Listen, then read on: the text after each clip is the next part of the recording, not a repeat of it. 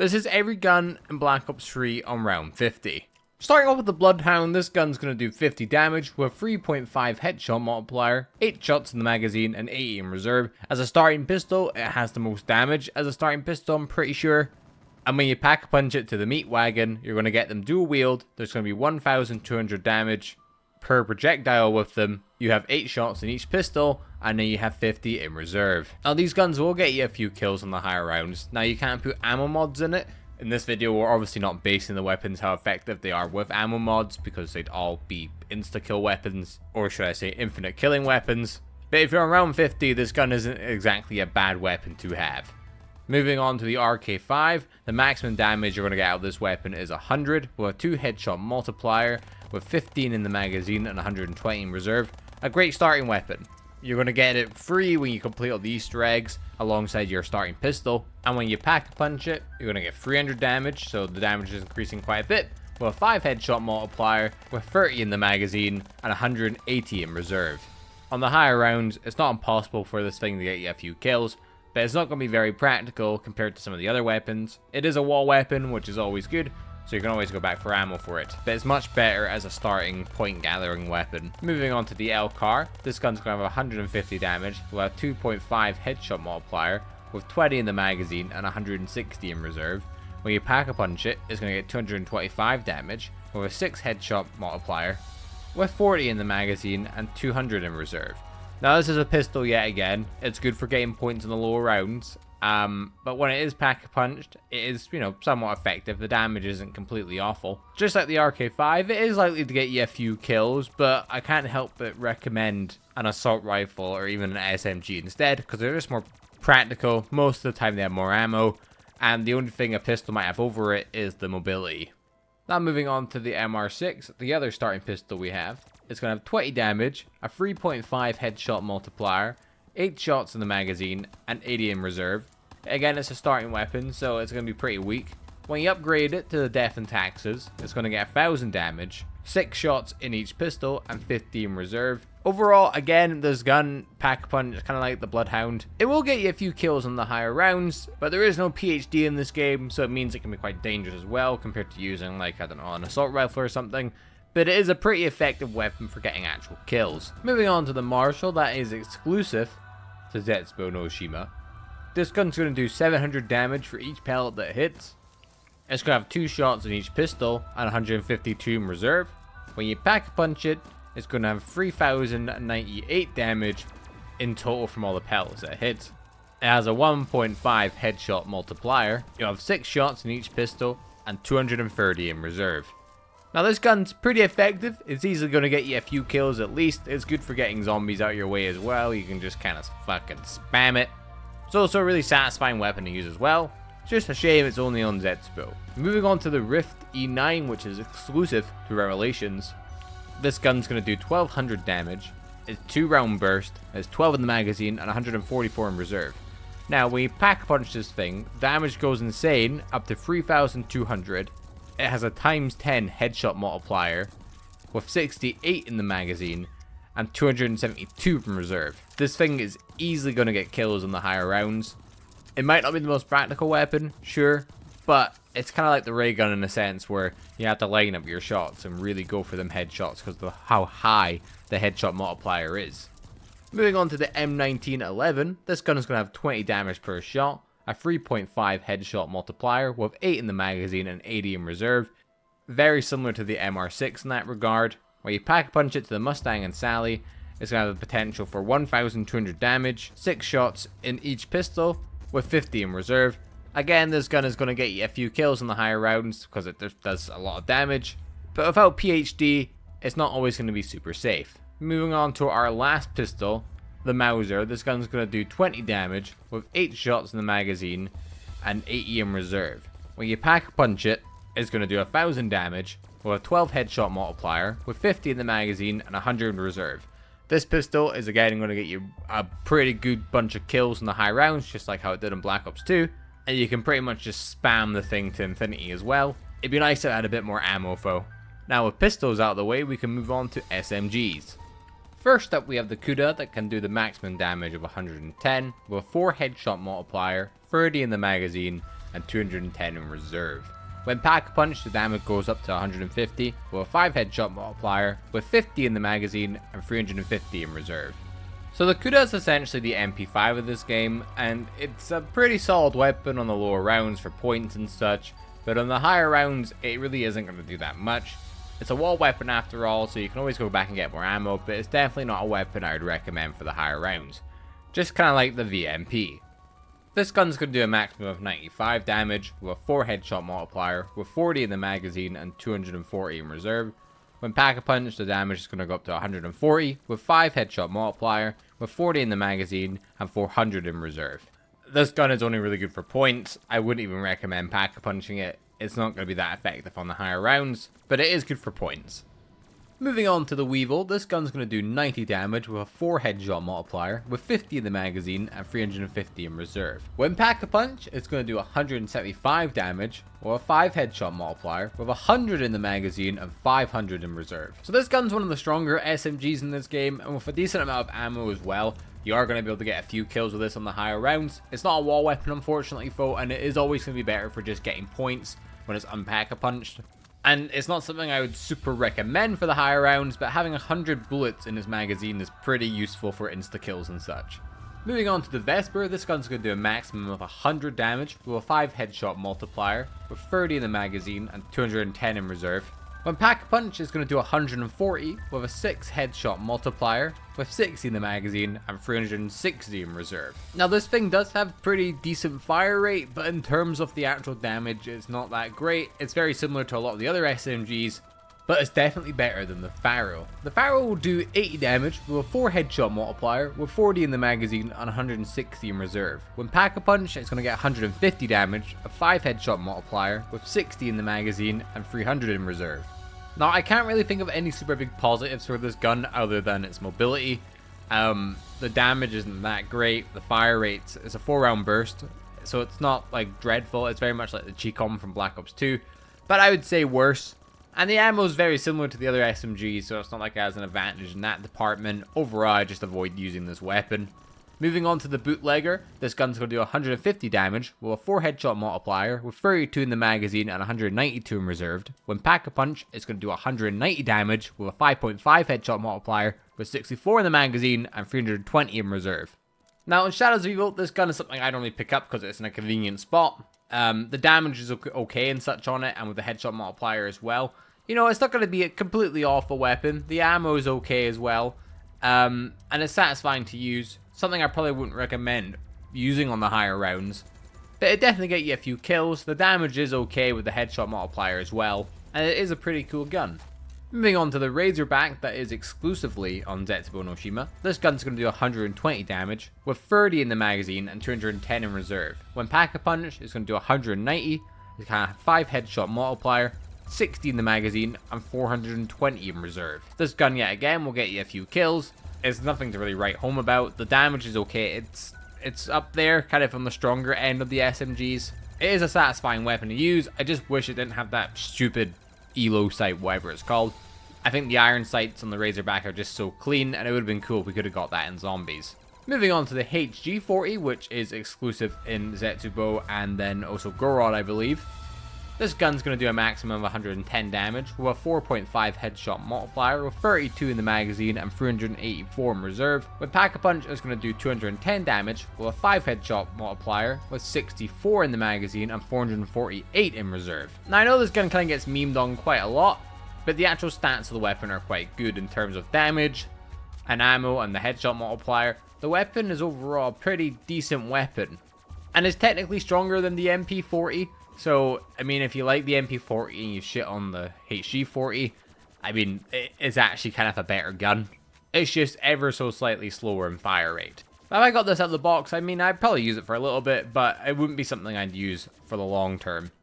Now moving on to the PPSH that is exclusive on Gorod Krovi and then some of the Zombie Chronicle maps. This gun's going to do 130 damage with a 4 headshot multiplier, with 71 in the magazine and 426 in reserve. When Pack-a-Punch, it's going to do 190 damage with a 5.5 headshot multiplier, with 115 bullets in the magazine and then 690 in reserve.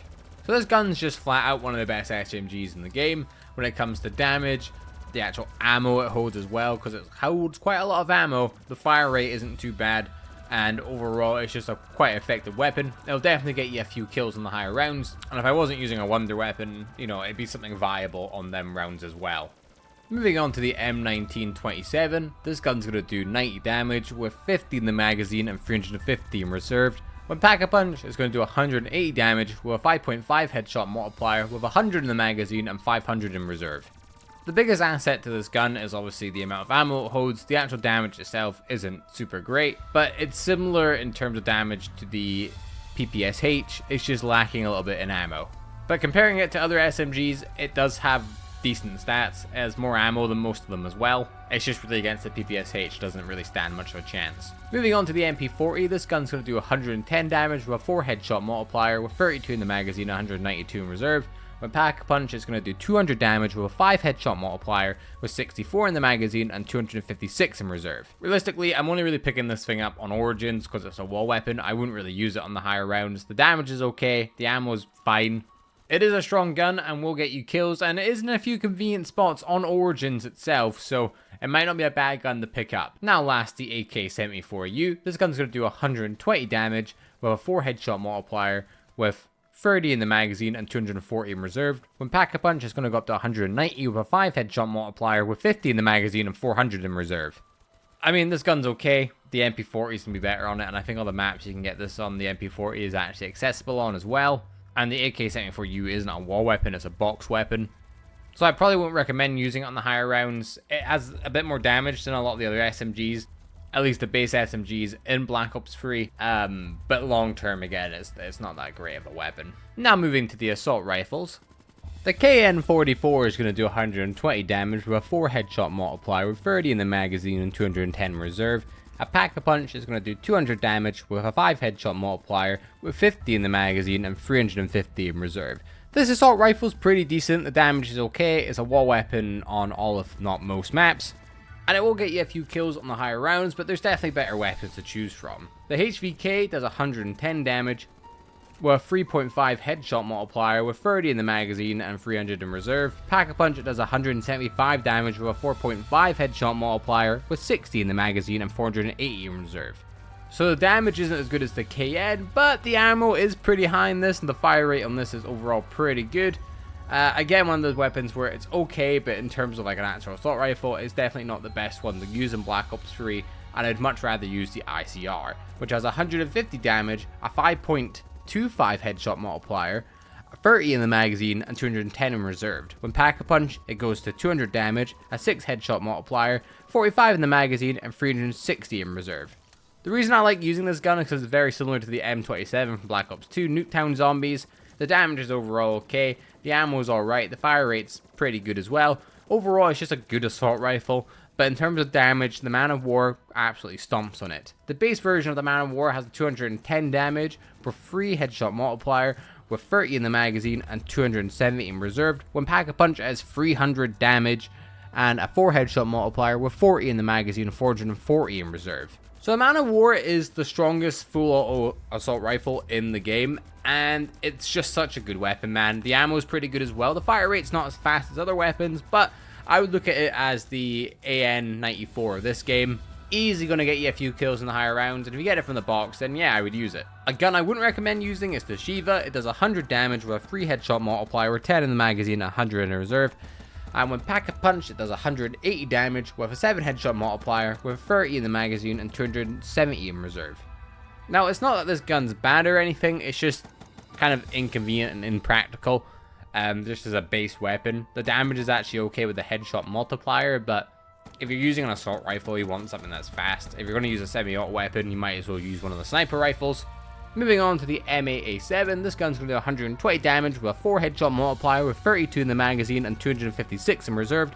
When Pack-a-Punch is going to do 160 damage with a 5 headshot multiplier with 48 in the magazine and 480 in reserve. The M8's an okay weapon, it will get you a few kills on the higher rounds, and it is a wall weapon as well, which is, useful and such. The burst, it is what it is. If you like it, you like it. If you don't, you don't. The ammo is pretty good, and overall, yeah, I would maybe potentially use this on the higher rounds. Moving on to the MX Garand. This gun's going to do 210 damage with 8 in the magazine and 160 in reserve. With Pack-a-Punch, it's going to do 500 damage with a 5 headshot multiplier with 30 in the magazine and 300 in reserve. So the damage in this is actually really high with the headshot multiplier. It's one of the strongest guns in the game, and to be completely honest, it's just a better version of the Shiva, I would say essentially. It's not a wall weapon, and you can't reload it as you're shooting. You have to shoot the whole clip, and then you can reload. But in terms of damage, it is a beast. Moving on to the M14, this gun's going to do 210 damage, with 8 in the magazine and 104 in reserve. And when you Pack-a-Punch this thing, it gets really good. It's going to do 700 damage, with a 6 headshot multiplier, 16 in the magazine, and 208 in reserve. I never realized just how high the damage was on the M14 in Black Ops 3, but seeing it now, it's an insane weapon to use, and I can't recommend it enough. The ammo's not insanely great, sure, but if you pick it up from the box, I would definitely, use it on the higher rounds. Just like how I'd use the FFAR with 175 in terms of damage, with 4 headshot multiplier, 30 in the magazine and 390 in reserve, and when you Pack-a-Punch it, you're going to get 250 damage with a 4 headshot multiplier with 90 in the magazine and 450 in reserve. So when I'm playing one of the maps that this gun's on, like Gorod Krovi for example, I'll definitely lean to it more than the PPSH anyway. I feel like it's just overall a better weapon. And at least in my experience, I found that I was getting more kills with this than the PPSH. The Peacekeeper Mark II will do 120 damage with a 4 headshot multiplier, with 32 in the magazine and 352 in reserve. When Pack-a-Punch, it's going to do 170 damage with a 5.5 headshot multiplier, with 64 in the magazine and 512 in reserve. So this gun's okay, it is pretty much just your basic assault rifle. The ammo's pretty good, and there's not much recoil on it either. The overall damage isn't that impressive, and there are just better guns in the box in the maps you can use this on, which are Revelations and then a few of the Zombie Chronicle maps, I believe. Then moving on to the M16, this gun's going to do 100 damage with a 4 headshot multiplier, 30 in the magazine and 240 in reserved. When Pack-a-Punch, it's going to do 150 with a 10 headshot multiplier, with 30 in the magazine and 300 in reserve. Now this gun is not that great by itself, but with a headshot multiplier, it does do a lot better. To be honest, I'd much rather use a Galil than anything else rather than this, but to be fair as well, possibly the reason why they gave it such a buff is because it's not a wall weapon anymore. If you're shooting at the body, this thing isn't going to do much. Headshots is going to be absolutely insane and do a lot of damage. Moving on to the Galil, this is going to do 150 damage with a 4 headshot multiplier, with 35 in the magazine and 315 in reserve. Pack-a-Punch is going to do 220 damage with a 5 headshot multiplier, with 35 in the magazine and 490 in reserve. Overall, whenever the Galil's on a map, I'm always going to go for it, whether it's Black Ops 1, 2, or 3. Overall, the damage is insane, the headshot multiplier is good, the ammo is the big thing for me, it's really high in ammo, which I really like, and I'll always go for it. Moving on to the iconic STG-44, this gun's going to do 120 damage, with a 4 headshot multiplier with 30 in the magazine and 210 in reserve. Pack-a-Punch is going to do 200 damage, with a 5 headshot multiplier with 60 in the magazine and 330 in reserve. Overall, this gun is actually pretty good. It's a wall weapon as well, which is always going to be useful. It's definitely not the best assault rifle, but again, it's a wall weapon, so that's always going to be really useful. And now we can move on to the LMGs. First of all, we have the BRM with 200 damage, a 3 headshot multiplier, 75 in the magazine and 375 in reserve. Pack-a-Punch is going to do 225 damage with a 4 headshot multiplier, 100 in the magazine and 700 in reserve. Overall, all the LMGs in this game I'm going to pretty much recommend, maybe bar one, but I would 100% take the BRM on a higher round. It's going to get you a good amount of kills, just like how the Dingo will as well. It's going to do 250 damage with a 2.5 headshot multiplier, 80 in the magazine and 480 in reserve. When Pack-a-Punch is going to do 380 damage with a 3 headshot multiplier with 120 in the magazine and 600 in reserve.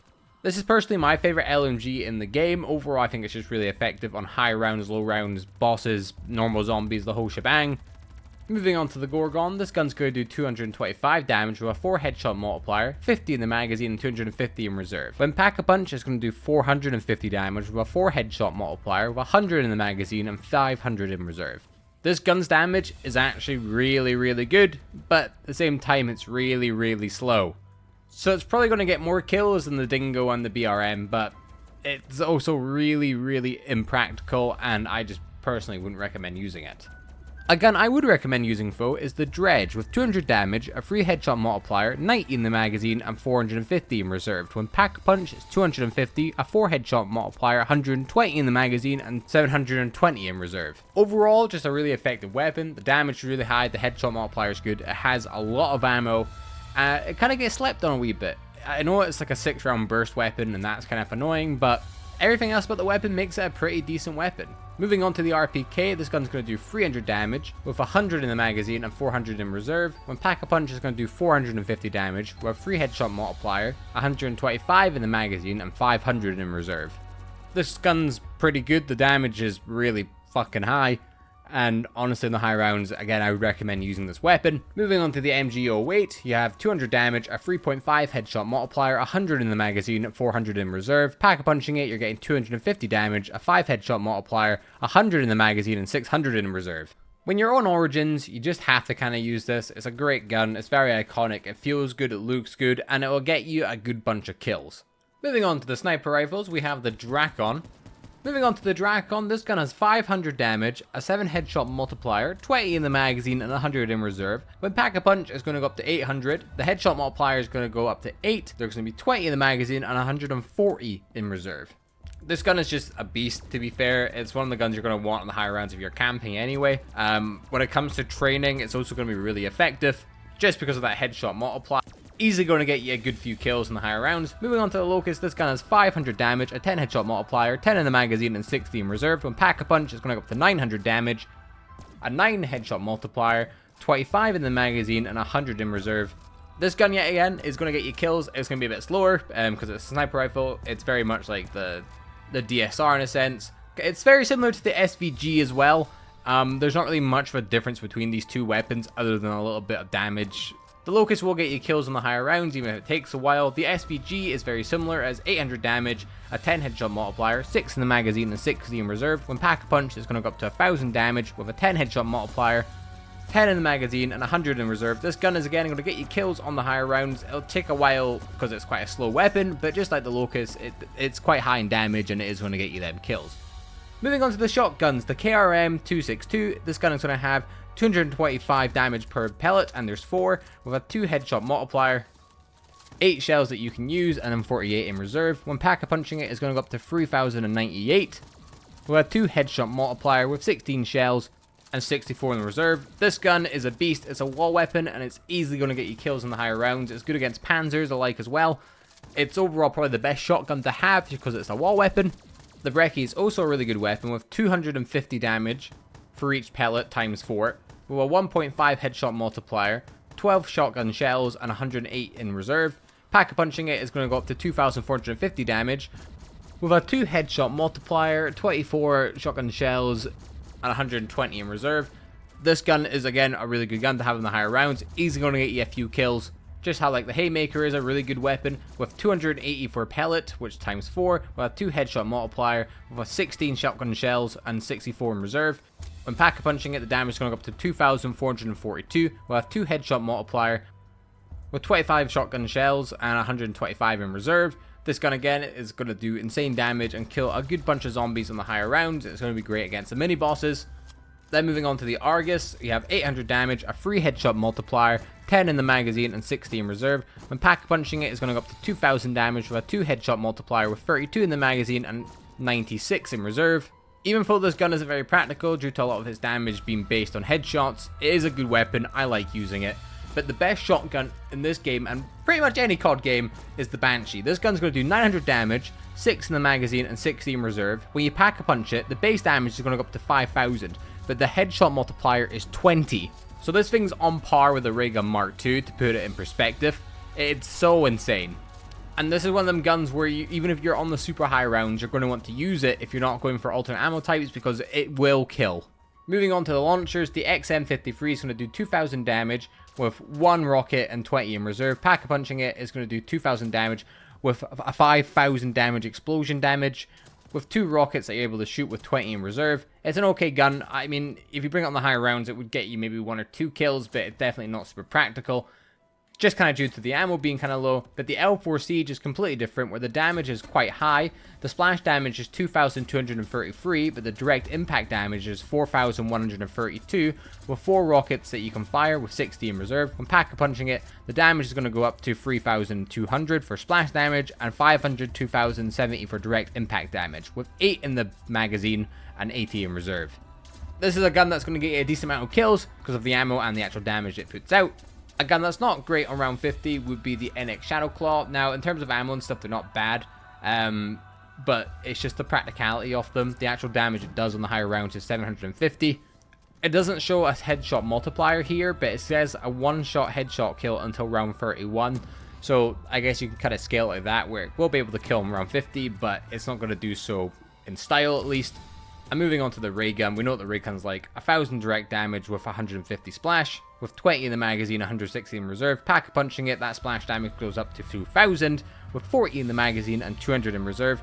This gun is going to get kills in the higher rounds, but if you could get the ray gun Mark II, obviously you're going to want to get that instead, because the damage on that gun is absolutely insane, with 2,300 damage and a 50,000 headshot damage, with 21 in the magazine and 162 in reserve.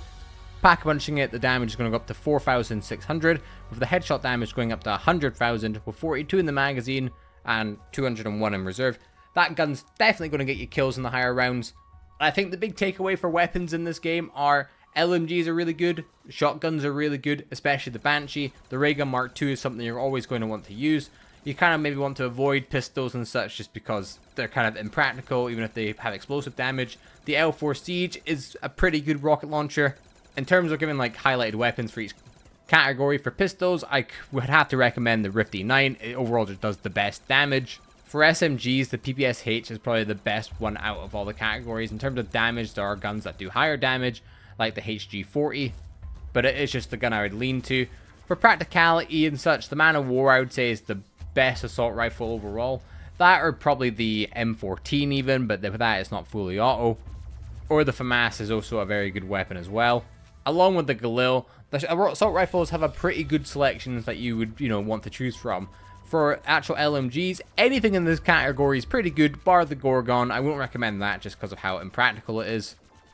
Sniper rifles, the Drakon, and if you really want to, the SVG as well, I guess, but I probably wouldn't recommend using the SVG. The Drakon, I would 100%. And all the shotguns, maybe just bar the Argus, even though the damage is okay. And just doubling down on that Banshee, it's so strong. Thanks for watching. Remember to subscribe. If you enjoyed this, maybe you'll enjoy this video here where I go over all the BO2 weapons in round 50. Goodbye.